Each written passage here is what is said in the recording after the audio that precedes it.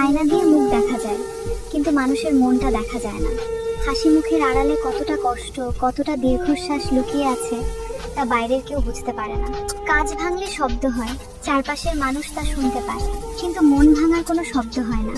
তাই ভেতরে ভেতরে কেউ ভেঙে গেলেও পৃথিবী ঠিক আগের মতোই চলতে থাকে। নিজের কষ্ট নিজেকেই বুঝে নিতে হয়, কারণ মানুষ গল্প শুনতে ভালোবাসে, কিন্তু অনুভূতির গভীরতা বুঝতে চায় না।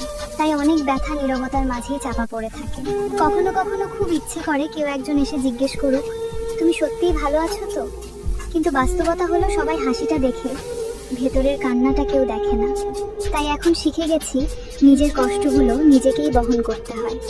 কারণ আয়না শুধু মুখ দেখায়, মানুষ শুধু বাহিরটা দেখে। আর ভাঙা হৃদয়ের শব্দ শুধু সেই মানুষটাই শুনতে পায় যার মনটা সত্যিই ভেঙে গেছে। কাঁচ ভাঙলে শব্দ হয়, কিন্তু মন ভাঙার কোনো শব্দ হয় না।